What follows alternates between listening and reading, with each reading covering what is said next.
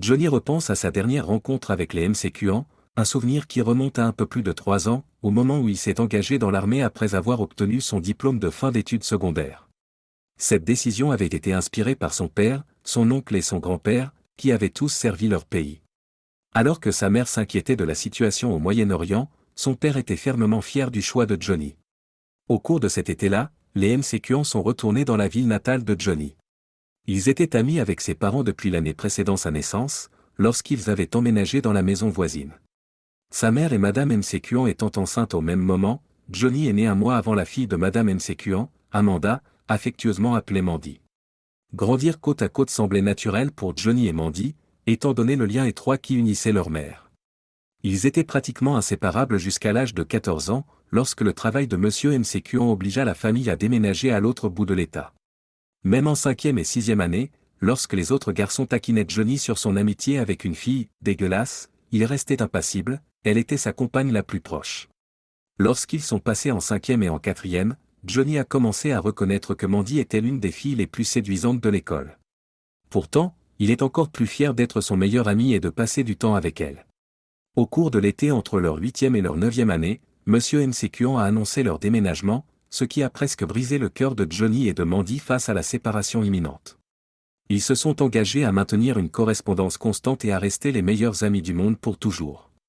Au début, ils ont échangé de nombreuses lettres et, chaque été, soit la famille de Mandy leur rendait visite pendant 15 jours, soit la famille de Johnny se déplaçait pour les voir.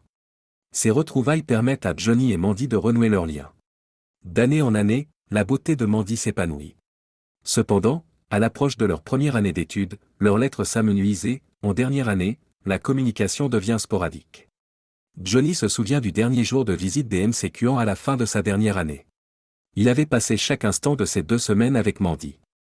Alors qu'il ne restait que 2 jours avant que les MCQan ne rentrent chez eux et que Johnny n'entame sa formation de base, Mandy n'avait pas abordé le sujet de son enrôlement dans l'armée. Cependant, ce matin-là, avant leur départ, elle a conduit Johnny dans sa chambre et a fermé la porte. Pendant plusieurs minutes, elle l'a étudié attentivement, les larmes aux yeux et le long des joues. Soudain, elle l'enlaça étroitement et déposa un doux baiser sur ses lèvres. « Tu dois prendre soin de toi, Johnny. Tu es tout pour moi », dit-elle avant de sortir précipitamment de la pièce. Johnny reste bouche bée, ses doigts s'attardant sur les lèvres où elle l'a embrassé. 20 minutes plus tard, il salue la famille de la jeune fille qui s'en va. C'est la dernière fois qu'il la voit depuis 3 ans. Johnny a terminé sa formation de base et, l'année suivante, son unité a été déployée en Irak, où il a servi pendant 12 mois.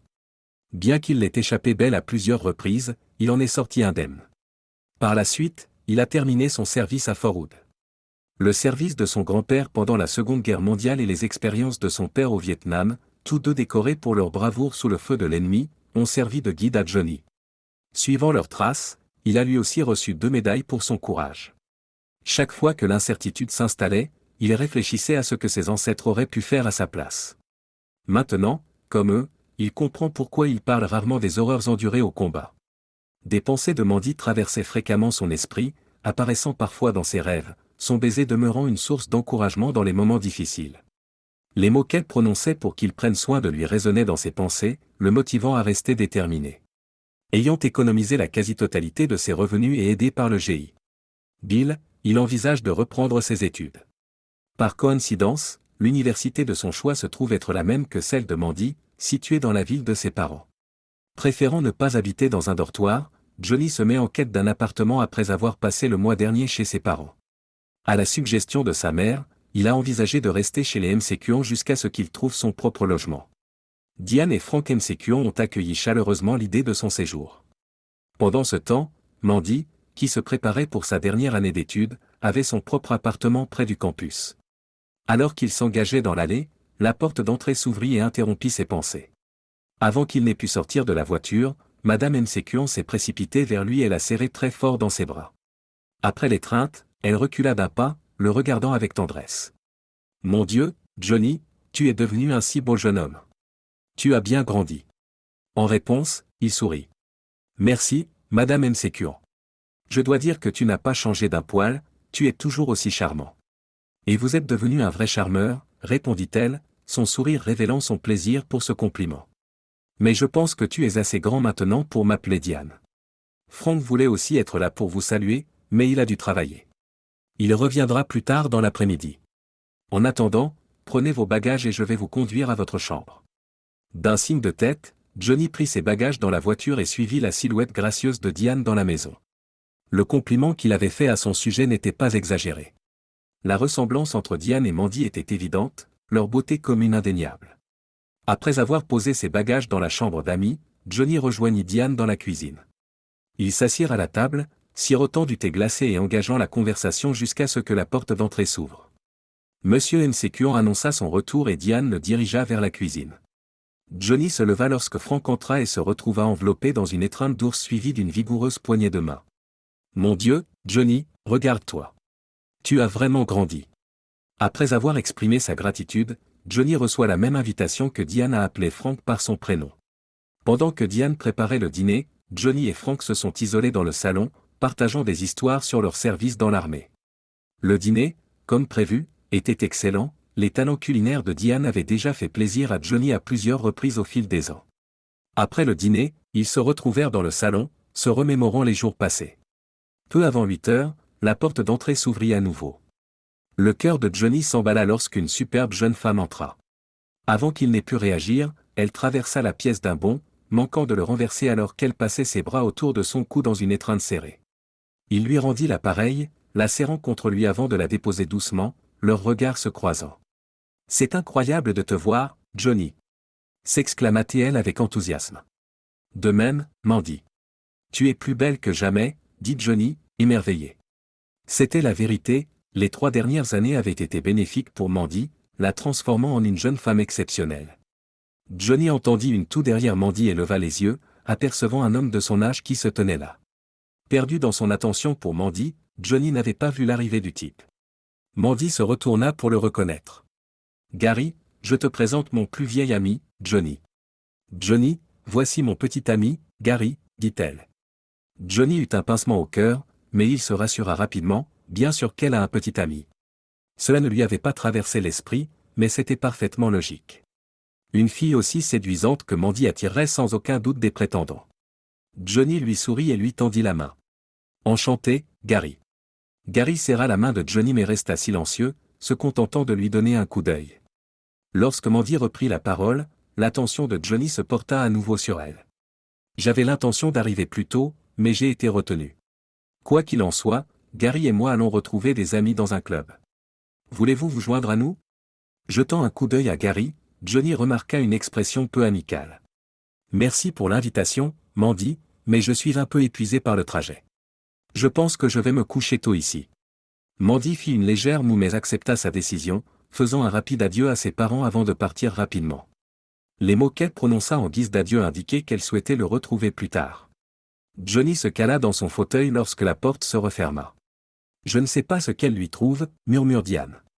Ils discutèrent encore 1 heure avant que Johnny ne s'excuse pour aller se coucher. Après une douche rapide, il se glissa sous les couvertures et, avant de s'endormir, il pensa à Mandy. Elle était magnifique. Puis, Gary traversa ses pensées. Johnny réfléchit à l'animosité qu'il ressentait de la part de Gary. Il se demanda comment il se sentirait à la place de Gary, rencontrant le plus vieil ami de Mandy qui se trouvait être un autre homme. En réfléchissant à sa réaction face à Gary, Johnny a reconnu qu'il ne l'aimait pas. Ce n'était pas seulement parce que Mandy l'avait présenté comme son petit ami, il y avait quelque chose chez Gary qui ne lui convenait pas.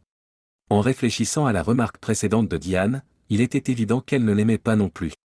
Johnny se réveilla à l'aube, après 3 ans dans l'armée, son horloge interne était toujours réglée pour se lever tôt. Après s'être habillé, brossé les dents et rasé, il se dirigea tranquillement vers la cuisine. Diane était déjà en train de préparer le café. Elle avait mentionné son habitude de se lever tôt les jours où Franck devait travailler et lui avait préparé le petit déjeuner. Johnny s'assit à la table pendant que Diane s'affairait sur la cuisinière. Dès qu'elle eut posé les assiettes sur la table, Franck entra, prêt à travailler. Lorsqu'il eut fini de manger, il dit au revoir à sa femme et à Johnny, souhaitant à ce dernier bonne chance pour trouver un appartement, et partit au travail. Johnny aida Diane à ranger la cuisine, puis lui demanda des suggestions d'appartements dans les environs. Diane le fait rentrer dans le bureau et allume l'ordinateur. En utilisant un service de localisation d'appartements, elle lui a montré comment accéder à une carte affichant divers immeubles d'habitation locaux. Indiquant la résidence de Mandy, elle a laissé Johnny naviguer sur l'ordinateur.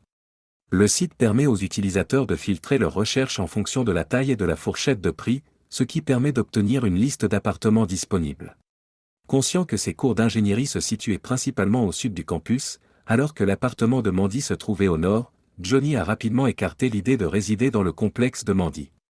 Conscient que cela pourrait poser des problèmes, en particulier à Mandy, il a décidé de dresser une liste d'appartements situés au sud et de partir à leur découverte. Heureusement, la chance était de son côté. Au 3e arrêt, il a découvert exactement ce qu'il cherchait, un appartement d'angle d'une chambre à coucher au 2e étage d'un immeuble de 2 étages. Accompagné par le gestionnaire de l'appartement, il monte les escaliers et remarque une jeune étudiante qui sort de l'appartement situé au-dessous de celui qu'il convoite. En déposant une caution, il a obtenu l'appartement pour commencer son bail dans 2 semaines, ce qui lui laissait largement le temps d'emménager avant le début des cours. Une fois toutes les formalités administratives réglées, Johnny s'est rendu compte qu'il était encore tôt. Il s'est rendu chez les MCQant pour annoncer la bonne nouvelle à Diane. Après l'avoir informé, il lui a fait part de son intention de rentrer chez lui pour passer plus de temps avec ses parents avant le début des cours. Diane, bien que déçue par son départ rapide, a compris. Promettant de leur rendre visite à son retour, Johnny a reçu des sandwichs pour la route et un baiser sur la joue de la part de Diane avant de partir. Ses parents sont agréablement surpris par son retour précoce, après une seule nuit d'absence. Profitant au maximum du temps qu'il passe avec eux, les 2 semaines s'écoulent rapidement. Les préparatifs de son retour dans le nouvel appartement se font en un tournement, étant donné qu'il n'a acquis que peu d'affaires depuis sa sortie de l'hôpital. Les premiers jours, il s'est installé dans son nouvel appartement et a acheté des produits de première nécessité. Le 2e soir, il est passé chez les MCQant. Un heureux hasard a fait qu'il a été invité à dîner. Alors qu'il commence à manger, Diane jette un coup d'œil à Johnny. « Mandy n'était pas très contente que tu partes si vite. » Johnny haussa les épaules. « Je suis sûr que nous rattraperons le temps perdu maintenant que je suis de retour. » Diane le regarda avec curiosité mais laissa tomber le sujet. Ils discutèrent encore quelques heures avant que Johnny ne leur dise au revoir et ne retourne à son appartement. Alors qu'il s'approchait de l'escalier, la porte de l'appartement voisin s'ouvrit. C'était la même étudiante qu'il avait vue le jour où il avait loué l'appartement. Décidant de se présenter, il apprit qu'elle s'appelait Suzanne et qu'elle était en 2e année. Lorsque Johnny mentionna qu'il était en 1re année, elle parut surprise, déclarant qu'il ne semblait pas fraîchement sorti du lycée. En riant, Johnny expliqua qu'il avait passé 3 ans dans l'armée, ce qui expliquait son retard. En l'observant le réévaluer, il ne peut s'empêcher de remarquer qu'elle le regarde à son tour. Johnny n'avait pas beaucoup fréquenté les femmes depuis le lycée. Même pendant ses week-ends de congé, il préférait rester sur la base pour économiser de l'argent. Il était considéré comme mignon au lycée, mais il n'avait pas le même comportement mature et aguerri qu'aujourd'hui. Lorsque Suzanne mentionne qu'elle part rencontrer des amis mais qu'elle espère le revoir, il lui rend l'appareil et entre dans son appartement en se sentant rassuré sur son choix de résidence. Le lendemain, après le déjeuner, un coup insistant vint rompre sa solitude.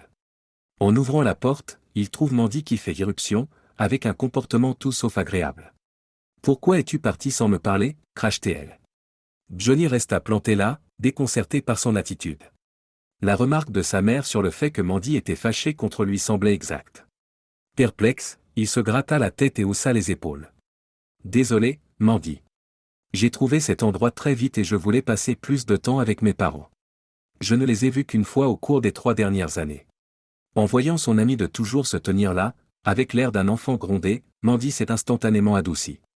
Bien sûr qu'il veut passer du temps avec ses parents, pensa-t-elle. Sa colère se dissipe. Je suis désolé, Johnny. Il m'arrive d'être irréfléchi. Tu m'as manqué, et j'étais tellement excité quand maman m'a dit que tu venais. Réduisant l'écart qui les séparait, Johnny l'a pris dans ses bras. Je suis là maintenant. Asseyons-nous et rattrapons le temps perdu. Ils s'installent sur le canapé et discutent pendant 2 heures. Mandy commença par parler de sa vie au cours des 3 dernières années, de sa spécialité, de ses cours et de ses diverses expériences. Une chose qui brillait par son absence dans ses récits était la mention de Gary. Johnny ne s'est pas renseigné, n'étant pas particulièrement désireux de savoir. À son tour, il raconta son entraînement de base et sa vie militaire, évitant soigneusement de parler de son année en Irak. Leurs mères sont restées en contact régulièrement, s'assurant que Mandy savait où se trouvait Johnny. Elle se souvient de l'immense soulagement qu'elle a ressenti lorsque sa mère l'a informée du retour de Johnny aux États-Unis. Tout en discutant, Johnny prend le temps d'observer son ami. Peut-être n'était-ce que sa perception, mais il la trouvait stupéfiante. Elle s'était transformée en la femme qu'il avait imaginée. Il prenait plaisir à l'entendre parler, et son rire lui donnait des frissons agréables. Mandy finit par consulter sa montre et annonça qu'elle devait partir. Johnny se douta qu'elle allait rencontrer Gary et se demanda s'il savait qu'elle lui avait rendu visite. Ses sentiments étaient indifférents, les 2 dernières heures lui rappelaient leurs vieux jours. Il l'accompagna jusqu'à la porte, l'ouvrit et elle le serra fort dans ses bras. « Je suis contente que tu sois rentré sain et sauf, » murmura-t-elle. « Moi aussi, » répondit-il, se souvenant de ceux qui n'étaient pas rentrés. Les jours suivants, Johnny n'a pas eu de nouvelles de Mandy. Une fois les cours commencés, il a passé sa première semaine à se familiariser avec la routine. Il découvre que la charge de travail est bien plus importante qu'au lycée et que des devoirs lui sont imposés dès le premier jour. Un jeudi soir, plongé dans ses études, Johnny se rend compte qu'il est déjà plus de 7 heures. N'ayant pas envie de cuisiner, il a commandé une pizza à livrer. En sortant pour payer le livreur, il aperçoit Suzanne qui rentre chez elle. Il l'a appelée et l'a invitée à partager la pizza. Elle accepta, ayant besoin d'un moment pour déposer ses livres. 10 minutes plus tard, ils étaient assis sur son canapé, savourant leur première part. Au cours du repas, ils échangent des histoires. Johnny apprit que Suzanne était originaire du Midwest et étudiait le marketing. De son côté, il lui raconte son éducation et son expérience dans l'armée. Bien que ni l'un ni l'autre n'ait ressenti d'engouement, Johnny a trouvé le temps passé avec la charmante brune aux yeux bruns expressifs tout à fait délicieux. Au cours des 2 semaines qui ont suivi, ils se sont rencontrés 2 fois. Suzanne lui a rendu l'appareil en l'invitant à dîner un soir, et lui a rendu l'appareil en lui offrant une pizza. À une autre occasion, ils ont simplement passé du temps ensemble et discuté. Vers la fin de sa 3e semaine à l'école, Mandy a contacté Johnny, pour la première fois depuis sa visite précédente. Il ne l'avait pas contactée lui-même, supposant qu'elle était préoccupée par Gary et l'école. S'excusant pour le retard, Mandy l'a invitée à une petite réunion chez elle le samedi. D'abord hésitant, Johnny a demandé du temps pour confirmer et a ensuite approché Suzanne, lui demandant si elle serait intéressée par une fête avec des étudiants de dernière année. Après avoir appris que la fête était organisée par des seniors plutôt que par des étudiants de première année, elle a accepté sans hésiter, ce qui a amusé Johnny, qui a supposé qu'il s'agissait d'une question de statut social. Il confirme à Mandy qu'il participera à la fête et celle-ci semble satisfaite. Cependant, l'ambiance a changé à son arrivée le samedi. Le visage de Mandy s'est illuminé à la vue de Johnny, mais il s'est assombri lorsqu'elle a remarqué la présence de Suzanne à ses côtés. S'empressant de les présenter, Mandy les accueille gracieusement chez elle. Alors qu'ils se tenaient dans le salon, arrangeant les boissons, Gary est apparu derrière Mandy. Johnny remarqua le regard glacial du petit ami de Mandy, mais son attention se porta rapidement sur Suzanne. Il observe Gary s'approcher d'elle, tel un loup affamé guettant sa proie, apparemment indifférent à Johnny. Il tendit la main à Suzanne et se présenta. Johnny n'arrive pas à se débarrasser du malaise que lui inspire Gary. Avant qu'il ne puisse aller plus loin, un autre invité arriva, incitant Mandy à quitter les lieux pour aller ouvrir la porte. Profitant de l'occasion, Johnny guida Suzanne vers la cuisine pour ranger les boissons dans le réfrigérateur. Gardant une bière pour lui, il versa du vin à Suzanne, et ils retournèrent au salon, rejoignant les 5 autres couples déjà présents. Johnny jeta un coup d'œil autour de lui, impressionné par l'espace de l'appartement à 3 chambres de Mandy. Bien qu'il n'ait pas vu les chambres, la grande cuisine et le salon lui ont laissé une impression positive. Sans se laisser impressionner par la timidité, Johnny se présente, ainsi que Suzanne, aux autres personnes présentes dans la pièce. L'une des filles, la colocataire de Mandy, le reconnut et exprima sa joie de rencontrer enfin le type dont Mandy parlait souvent. Le regard curieux de Suzanne a attiré l'attention de Johnny, qui n'avait pas révélé grand-chose sur Mandy en dehors de leur amitié de longue date. Au fur et à mesure qu'il se mêlait aux autres, Johnny a compris qu'il s'agissait d'une réunion des amis de Mandy et de leurs petits amis. Observant Mandy jouer les hôtesses attentives, il surveille discrètement ses interactions. 2 choses ressortent, Mandy ne semble pas apprécier les flirts de Gary avec les autres femmes présentes dans la pièce et garde une expression énigmatique chaque fois qu'elle jette un coup d'œil dans la direction de Johnny. Elle restait délibérément à l'autre bout de la pièce, loin de Johnny et de Suzanne, ce qui laissait ce dernier perplexe. Il se demanda si c'était parce qu'il avait amené un cavalier, mais cela ne collait pas, puisque Mandy était avec Gary. Après quelques heures, Suzanne s'est excusée pour aller aux toilettes. La disposition de l'appartement cachait la salle de bain et les chambres à coucher de la vue du salon. À son retour, Suzanne a pris Johnny à part. « Qu'est-ce qui se passe avec Gary ? Je croyais qu'il était avec Mandy, demanda-t-elle. « Il l'est. » « Pourquoi ?» répond Johnny. Il vient de me draguer dans le couloir. Johnny avait remarqué que Gary s'était glissé dans le couloir peu après le départ de Suzanne, mais n'y avait pas prêté attention. Aujourd'hui, voyant Gary flirter avec une autre amie de Mandy, Gary a adressé un sourire à Johnny. La colère montait en Johnny, mais il savait que provoquer une scène gâcherait la fête de Mandy. Il envisage brièvement d'informer Mandy de l'expérience de Suzanne, mais hésite, ne sachant pas si c'est à lui de le faire. Se rappelant leur promesse d'enfance de rester meilleurs amis pour toujours, il se sentait en conflit. Mandy ne se montrait pas très amicale ce soir, ce qui le laissait incertain quant à sa capacité à accepter la nouvelle sans se retourner contre lui. Le défi pour Johnny résidait dans son indécision inhabituelle. L'armée avait aiguisé sa capacité à prendre les choses en main dans le feu de l'action, mais ce scénario était différent, aucune balle ne volait, et il n'arrivait pas à discerner les lignes de combat. Johnny et Suzanne s'attardèrent une heure de plus à la fête, et elle resta près de lui. Gary, quant à lui, gardait ses distances, évitant presque Johnny. C'est compréhensible, pense Johnny. Lorsqu'ils ont fait leurs adieux, remerciant Mandy pour l'invitation, un moment inexplicable s'est écoulé entre Johnny et Mandy, le laissant perplexe. Voyant Suzanne à sa porte, Johnny lui a déposé un baiser sur la joue. Elle ne l'a pas invité à entrer et il n'a pas cherché à en savoir plus. Bien qu'il ne soit pas opposé à une intimité plus poussée, son esprit était préoccupé par les événements de la fête. Au cours des 2 semaines suivantes, Johnny n'a pas eu de nouvelles de Mandy. Il rendit visite à ses parents à quelques reprises, mais le sujet de Mandy ne fut pas abordé. Diane s'est enquise de leur rencontre, et il a mentionné quelques brèves réunions, citant leurs emplois du temps chargés. Il envisage de contacter Mandy pour régler un éventuel problème entre eux. Avant qu'il n'agisse, une rencontre avec Gary a eu lieu. Lors d'une pause d'études, Johnny s'est rendu dans un restaurant local près du campus, connu pour ses sandwichs au roast beef poke boy. Il commande au comptoir et s'installe dans une cabine isolée à l'arrière.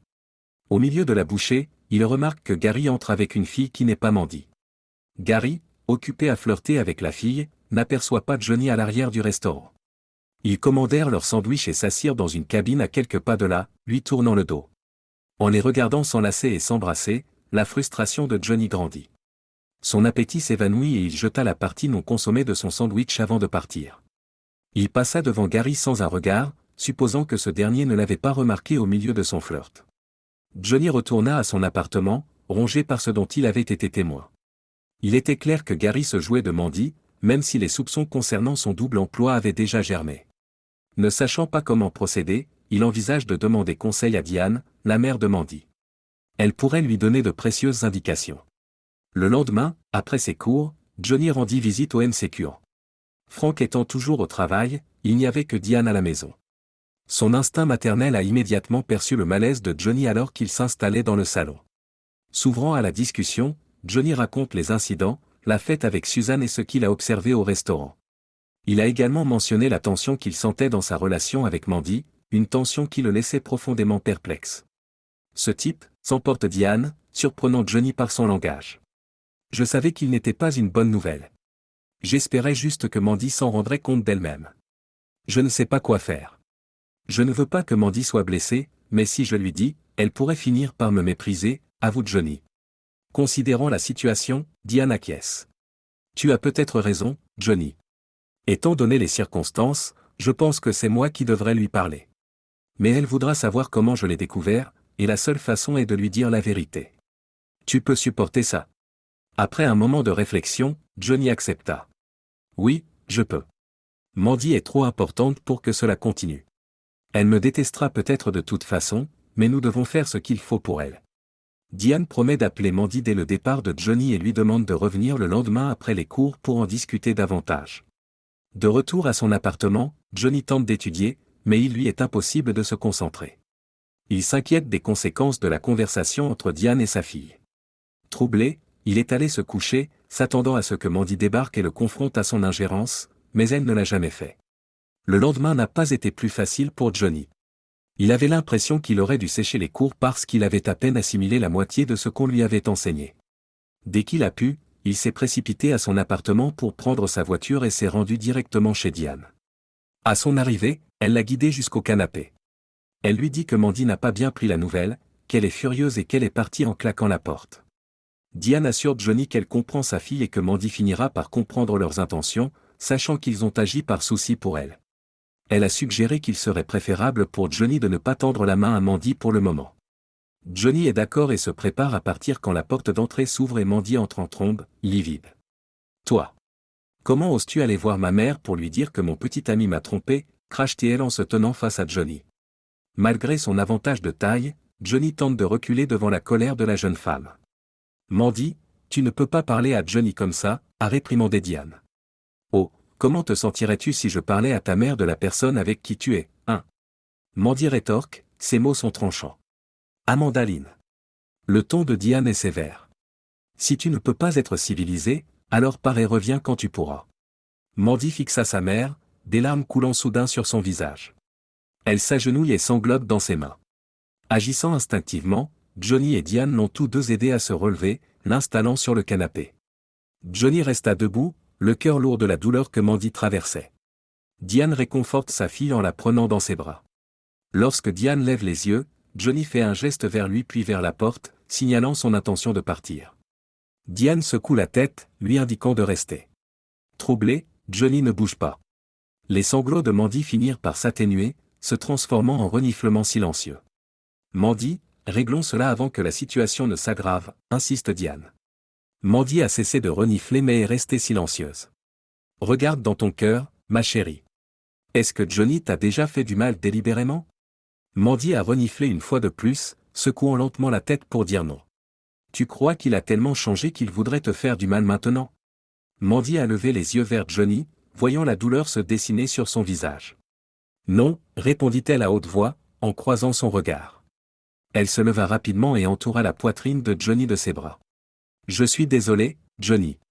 Je ne voulais pas dire ces choses-là. Il l'embrassa doucement. C'est bon, Mandy. Je sais qu'il t'a fait du mal.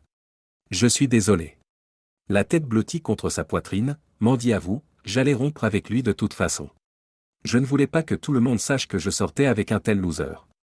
Tu n'es pas un loser, Mandy. Ceux qui te connaissent ne penseront jamais cela, lui dit Johnny avec fermeté. Merci, murmura-t-elle, relâchant son emprise sur Johnny tandis que Diane lui conseillait de se rafraîchir. Johnny se réinstalle à côté de Diane.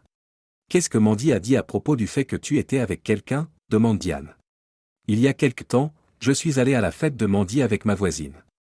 Nous sommes devenus amis, mais c'est tout. Nous n'avons pas de relation amoureuse, précise Johnny. Observant la réaction de Mandy, Diane sourit en connaissance de cause. Peut-être qu'il y a encore une chance, se dit-elle. Mandy est revenue, l'air contrit. Johnny se dit que si elle lui a pardonné, c'est le mieux qu'il puisse espérer. Prétextant qu'il devait réviser pour un examen imminent, il leur fit ses adieux et reçut un dernier câlin de Mandy avant de partir, laissant à la mère et à la fille l'espace nécessaire pour parler. Le vendredi, Johnny se sent enfin présent en classe, comme si un lourd fardeau s'était envolé. Il compatissait avec Mandy pour avoir choisi un mauvais petit ami, mais il se sentait aussi soulagé d'avoir contribué à débarrasser sa vie de cet imbécile. Il était heureux qu'elle semble lui avoir pardonné après sa colère initiale. Samedi matin, Johnny hésitait entre une course et une lessive lorsqu'on frappa à sa porte. En ouvrant la porte, il a trouvé Mandy rayonnante, ce qui a immédiatement illuminé sa journée. L'invitant à entrer, il prit le temps de l'admirer, cheveux attachés en queue de cheval, t-shirt rose et jupe en jean. Absolument adorable. Et, ma meilleure amie, qu'est-ce que tu fais? Qu'est-ce que tu fais? Demanda-t-elle joyeusement. Eh bien, je réfléchissais à une grande question philosophique. Dois-je aller courir ou m'occuper de ma lessive?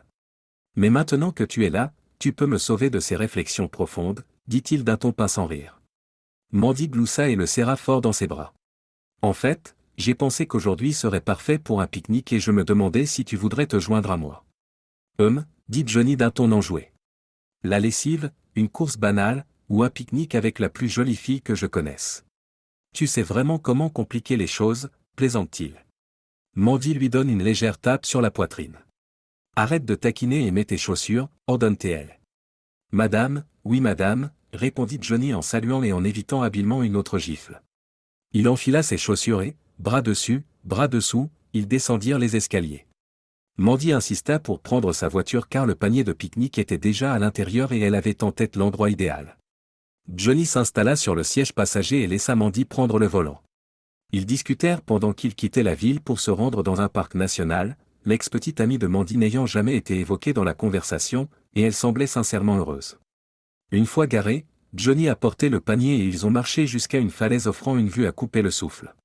Mandy étendit la couverture qu'elle avait apportée et ils s'installèrent pour profiter de la journée.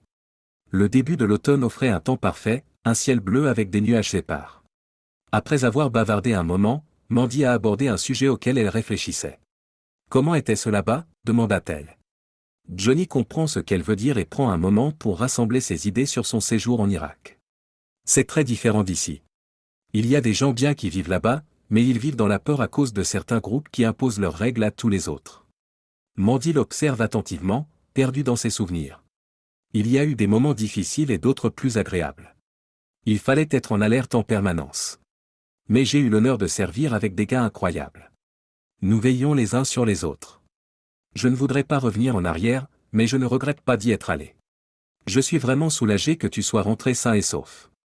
Je m'inquiétais pour toi tous les jours, dit Mandy doucement. Johnny lui adressa un léger sourire. Son inquiétude était très importante pour lui. Mandy fouilla dans le panier de pique-nique et y déposa la nourriture qu'elle avait apportée, une assiette de fromages assortis, une autre de charcuterie, une miche de pain français et une bouteille de vin avec 2 verres. Ils mangent en silence, alternant entre l'admiration de la vue et les regards échangés. À ce moment-là, Johnny n'aurait préféré être nulle part ailleurs. Ils passèrent encore 2 heures sur la couverture avant de retourner à sa voiture. Le trajet jusqu'à la maison s'est déroulé dans le calme, Johnny jetant des coups d'œil à Mandy, s'interrogeant sur ses pensées. Lorsqu'ils arrivèrent à son appartement, Mandy sortit mais s'attarda devant sa voiture. Il l'invitait à monter et se sent déçu lorsqu'elle décline l'invitation, déclarant qu'elle doit retourner chez elle.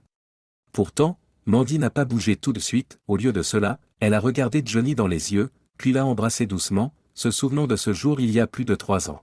« Merci pour cette journée, Johnny. Cela signifie beaucoup pour moi, dit-elle doucement. Johnny lutta contre l'envie de la serrer fort dans ses bras et de lui rendre l'appareil avec toute l'émotion qu'il ressentait. Au lieu de cela, il acquiesça. « C'est la meilleure journée que j'ai eue depuis longtemps, répondit-il. Johnny attendit que la voiture de Mandy disparaisse avant de monter à l'étage. Il rassembla son linge et se rendit à la buanderie de l'appartement, une corvée qu'il n'aimait guère en raison de l'attente, mais avec les pensées de Mandy qui occupaient son esprit, le temps semblait passer vite. Johnny ne vit pas et n'entendit pas parler de Mandy pendant les 2 jours qui suivirent. Un mardi après-midi, vers 17 heures, elle se présenta à son appartement. « Hey, Johnny. » Mandy.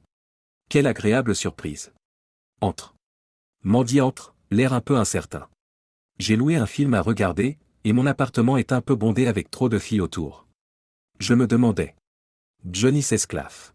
« Mandy, j'aimerais bien regarder le film avec toi. » Son visage s'illumine d'un sourire.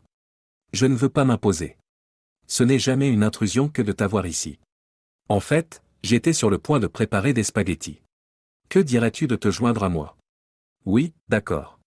Suivant Johnny dans la cuisine, Mandy le regarda cuire la viande pour la sauce, mais intervint lorsqu'il attrapa les herbes et les épices. « Laissez-moi m'occuper de cette partie, et vous vous occuperez des nouilles, dit-elle. Johnny s'est volontiers mis à l'écart, observant Mandy ajouter la sauce tomate et l'assaisonner comme sa mère le lui avait appris. Une fois prêts, ils remplirent leurs assiettes et s'installèrent à table. Mandy regarda Johnny prendre sa première bouchée, son expression s'illuminant d'un grand sourire. « Waouh, c'est vraiment bon. C'est la recette de ta mère, n'est-ce pas ? » Mandy acquiesce. « Oui, je me souviens quand nous étions enfants, tu te rendais presque malade quand elle faisait des spaghettis. » Johnny rit. « Je ne sais pas comment ton père fait pour rester en forme. Si ta mère cuisinait pour moi tous les soirs, je pèserais 1 tonne. » Après le dîner, ils ont rapidement rangé la cuisine, puis Mandy a pris place sur le canapé pendant que Johnny démarrait le film. Assis à côté d'elle, il eut envie de la serrer contre lui, alors même que le générique de début défilait. Au lieu de cela, il posa nonchalamment son bras sur le dossier du canapé derrière elle. Le simple fait d'être seul avec elle était bien plus que ce qu'il aurait pu espérer il y a 1 semaine. Le film sembla se terminer trop rapidement et Mandy indiqua qu'il était temps pour elle de rentrer chez elle. « Si tu as besoin d'échapper au bavardage, ma porte est toujours ouverte, » propose Johnny. C'est plutôt un lieu de rencontre. Il n'y a pas beaucoup de fêtes, mais quand 5 ou 6 femmes essaient de parler en même temps, ça peut devenir bruyant, explique Mandy. Johnny lui ouvre la porte et elle l'embrasse rapidement avant de descendre les escaliers. Le reste de la soirée, Johnny se mit à fredonner un air joyeux. Mandy repasse le jeudi après-midi, demandant si elle peut étudier chez Johnny parce que c'est plus calme. Ils ont passé la journée à étudier pour leurs cours, comme à l'époque de l'école primaire où ils faisaient leurs devoirs ensemble tous les après-midi. Le samedi est un autre jour qu'ils passent ensemble.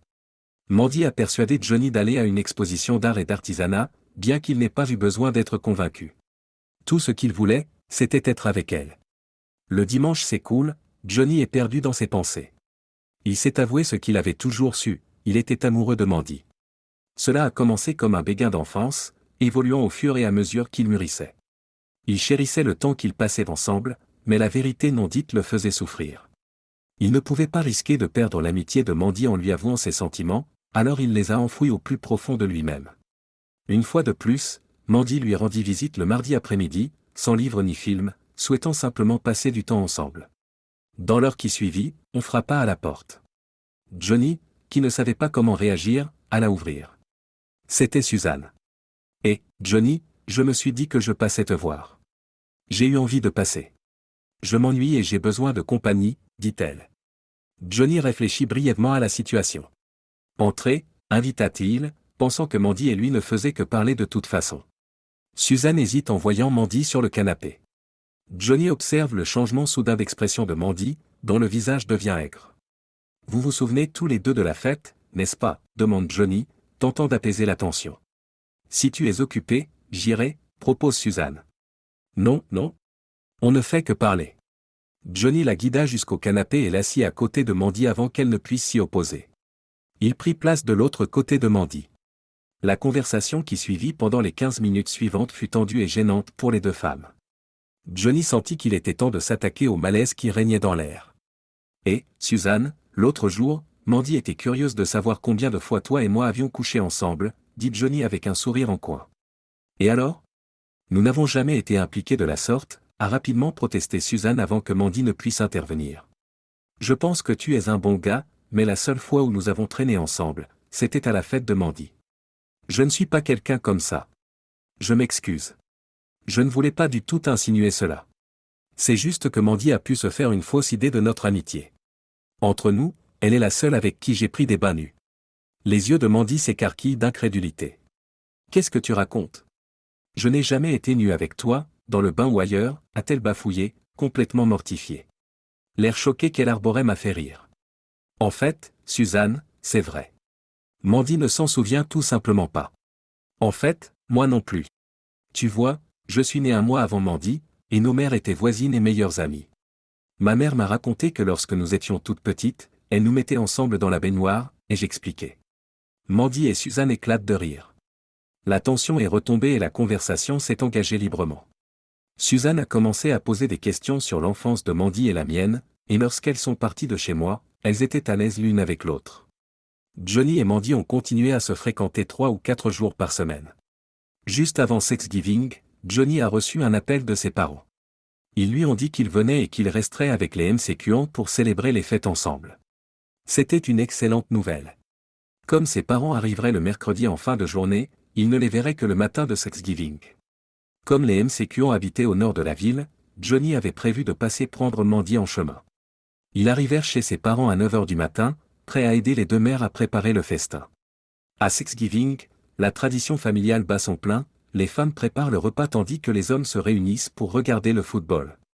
Alors que Johnny regarde les cow-boys avancer dans le match, il se rend compte qu'il a besoin de se resservir de son thé glacé. Se dirigeant vers la cuisine, il est interpellé par le rugissement de la foule provenant de la télévision. Il s'arrête et se retourne, incapable de voir les femmes mais entendant leur conversation. « Mandy, je ne veux pas être indiscret, mais ça fait un moment. As-tu pensé à sortir avec quelqu'un ?» La voix de Diane flottait jusqu'à ses oreilles, et l'intérêt de Johnny était à son comble. « En fait, j'y ai pensé, » répond Mandy. « Tu as quelqu'un en tête ?» demande sa mère. « Il y a un type que je connais. Il est très gentil, et bien qu'il ne m'ait pas officiellement demandé de sortir avec lui, j'espère qu'il le fera. » Le cœur de Johnny se serra, son estomac se noua. Il se dépêcha de passer devant son père et Frank, pour se réfugier dans la salle de bain. Au-dessus des toilettes, il lutta contre des vagues de nausées, déterminé à ne pas perdre son calme. « Johnny, tu vas bien ?» l'appela son père à travers la porte. « Oui, papa. Oui, papa. Le thé m'a frappé assez vite, » répondit-il rapidement, reprenant le contrôle avant de retourner dans le salon, le regard fixé sur la télévision. 20 minutes plus tard, son père lui donne un coup de coude. « Quelle pièce, hein ?» s'exclame son père. Johnny acquiesce, même s'il n'a pas vu une seule pièce. En entrant dans la pièce, Diane annonça que le déjeuner était prêt, tentant un humour qui manqua totalement à Johnny. Engourdi et perdu dans ses pensées, il suivit la famille dans la salle à manger et s'installa sur la première chaise qu'il vit. Diane le redirigea vers un autre siège, l'engourdissement obscurcissant encore son esprit. « Tu t'assieds ici, Johnny », ordonne Diane, qui dispose les sièges de façon à ce que chaque chaise soit occupée alternativement par un homme et une femme. Johnny s'est retrouvé entre sa mère et Mandy, et a à peine remarqué l'arrangement. La tradition de Thanksgiving veut que chacun exprime sa gratitude pour quelque chose. Le père de Mandy, assis à côté d'elle, commença le tour de table, et comme il circulait autour de la table, Johnny se retrouva avant-dernier, à la suite de sa mère. Lorsque son tour est arrivé, il a hésité. « Merci, Seigneur, d'avoir réuni nos familles, » dit-il, incapable d'en dire plus. Le tour de Mandy arriva en dernier. « Merci, Seigneur, d'avoir ramené à la maison ceux que nous aimons depuis des pays lointains, » a-t-elle dit. Les parents de Johnny et les siens ont répondu par un « Amen » sincère. Tandis que les plats circulent, Johnny accepte machinalement les portions sans prêter attention à leur contenu. Autour de lui, les conversations vont bon train et tout le monde mange.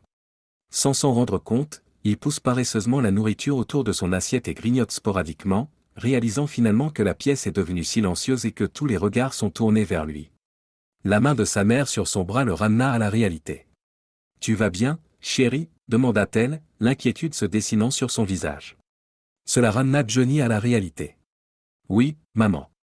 Désolé, tout le monde. Je crois que mon esprit s'est un peu égaré. Je vais bien, vraiment, assura-t-il en s'empressant d'engloutir la nourriture. Lentement, les conversations et les repas reprirent, et Johnny s'efforça d'y participer. Après le déjeuner, tout le monde s'est mis au travail pour ranger, faisant de la cuisine un espace encombré. Faisant maladroitement tomber des ustensiles, Diane intervient, lui tapote la joue et lui conseille de se reposer dans le salon. Reconnaissant pour la pause, Johnny obéit. Il était seul depuis une dizaine de minutes lorsque Mandy fit irruption, lui prit la main et l'entraîna dans le jardin. « Bon, Johnny. Qu'est-ce qui se passe? Tu n'as pas intérêt à me mentir. Je te connais depuis toujours, et il y a quelque chose qui cloche, demande-t-elle. Johnny regarde Mandy, cherchant les mots justes. Il finit par céder, les épaules affaissées. Je me suis dit qu'il était peut-être temps pour moi de prendre du recul. Nous passons beaucoup de temps ensemble, et je pense qu'il est temps pour toi de trouver quelqu'un de spécial. Les larmes montent aux yeux de Mandy et coulent le long de ses joues. Tu veux que je parte? Tu ne tiens pas à moi. Ces mots ont transpercé le cœur de Johnny, le brisant d'une manière qu'il n'aurait jamais imaginée. Des larmes, comme les siennes, coulent sur son visage. Bon sang, Mandy, je me soucie de toi. Je t'aime plus que tout.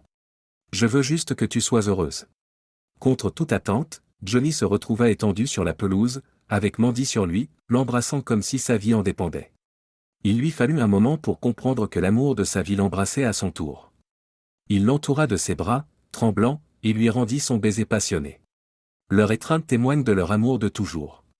Leurs langues entremêlées en disent long sur leur dévotion. Le temps s'est arrêté pendant qu'ils confirmaient leur amour, oubliant tout ce qui les entourait jusqu'à ce qu'ils se séparent enfin, à bout de souffle. Au loin, la voix de Diane retentit, il était temps. Ensemble, ils se sont retournés pour voir leurs parents sous le porche, arborant des sourires d'approbation. Les larmes coulent sur les joues des deux mères qui raccompagnent leur mari à l'intérieur, laissant le jeune couple en paix. Respectons leur intimité. Mais sachez que leur amour est inébranlable et qu'il les guidera tout au long de leur vie.